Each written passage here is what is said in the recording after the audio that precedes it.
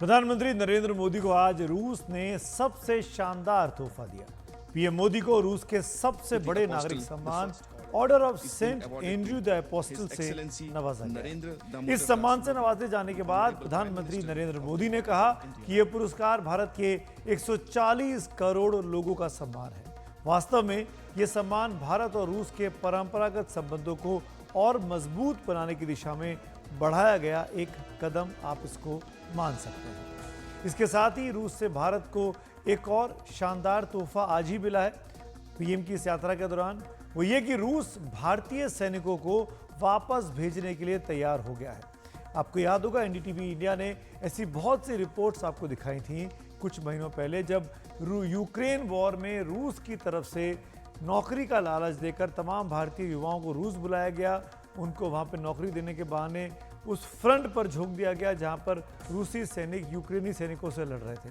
ऐसे तमाम भारतीयों ने अपील की थी सरकार से कि उनके परिजनों को वापस हिंदुस्तान लाया जाए। वही बात पीएम ने की और इसके लिए रूस तैयार भी हो गया है। पीएम मोदी ने रूसी राष्ट्रपति व्लादिमीर पुतिन के साथ द्विपक्षीय संबंधों पर बात करते हुए साफ कहा, युद्ध के मैदान में समाधान संभव नहीं होते हैं, यानी शांति ही बातचीत का तरीका है। किसी भी समस्या के समाधान का सबसे सटीक कोई रास्ता है तो वो शांति का है।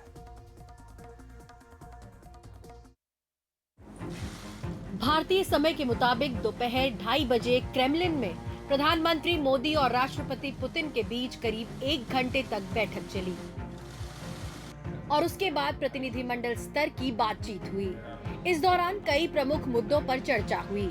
जिस अहम मसले पर पीएम मोदी ने खुलकर बोला वो था युद्ध।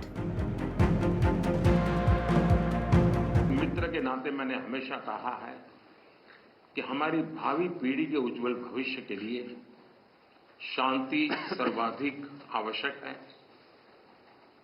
लेकिन मैं ये भी जानता हूं कि युद्ध के मैदान में समाधान संभव नहीं होते।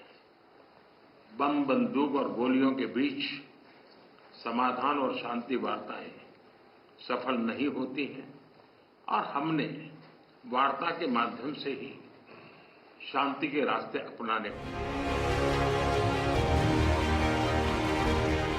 प्रधानमंत्री मोदी का ये रूस दौरा ऐसे वक्त में हुआ है जब यूक्रेन पर रूस ने बड़ा हमला किया है। सोमवार को यूक्रेन पर रूस के हमले में अब तक 36 लोगों की मौत की खबर आई है। यूक्रेन की तरफ से दी गई जानकारी के मुताबिक कीव में बच्चों का एक अस्पताल भी हमले की जद में आ गया।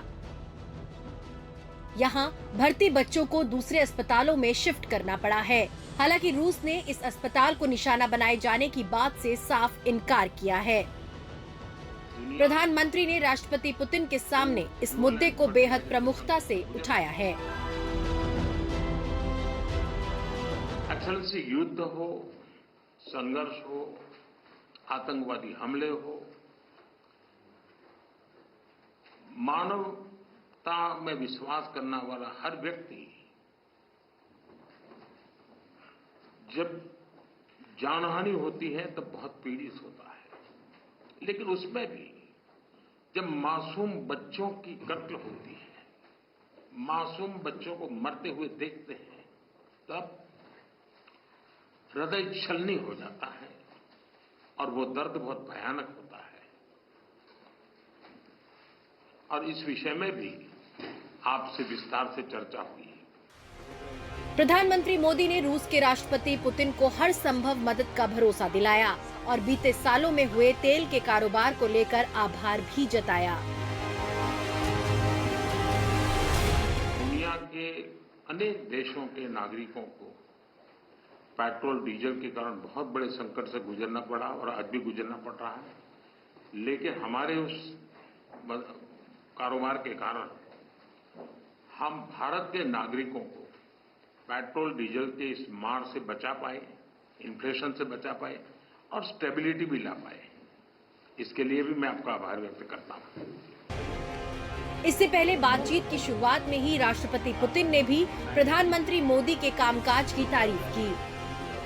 Мы с вами знакомы давно, я знаю, что вся ваша жизнь посвящена идее реализации идеи укрепления индийского государства и улучшения жизни индийского народа. हम एक दूसरे को बहुत सालों से एक दूसरे को जानते हैं। मैं अच्छी तरह जानता हूँ कि आपका जीवन भारत के विकास को समर्पित है। भारत और रूस के बीच इस बातचीत में रूस में फंसे भारतीयों की वापसी भी बड़ा मुद्दा है। ऐसी जानकारी आई थी कि रूस उन भारतीयों की वापसी में तेजी लाएगा जो रूस की तरफ से लड़ते हुए युद्ध के क्षेत्र में फंसे हुए हैं। Prime Minister raised this issue very strongly.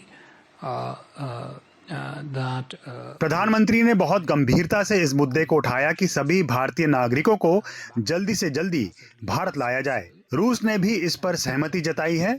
अब देखना है कि ये दोनों देश किस तरह मिलकर इन्हें वापस लाने की कोई योजना बनाते हैं। Now the two systems will work on it and see how exactly and how expeditiously we can get them back into the country.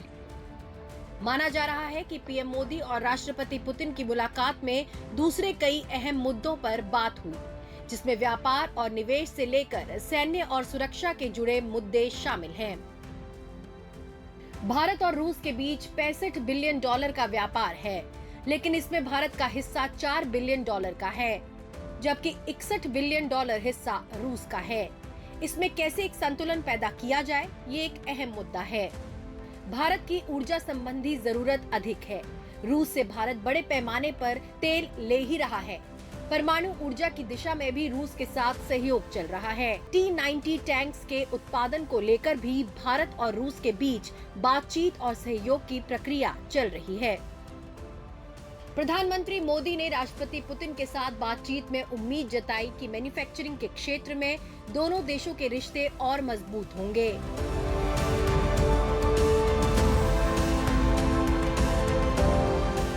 एक मित्र के रूप में आपने अनेक फोरम में पब्लिकली भारत का जो मेक इन इंडिया इनिशिएटिव है उसकी भरपूर तारीफ की, और तारीफ की ही कितना नहीं, आपने भारत में मैन्युफैक्चरिंग की दिशा में कदम उठाए और भारत के मैन्युफैक्चरिंग में अपनी भागीदारी के कारण भारत के नौजवानों के लिए रोजगार के अनेक नए अवसर बने हैं और उसके लिए अनेक क्षेत्रों में विकास के भी एक नए आयाम जुड़े हैं।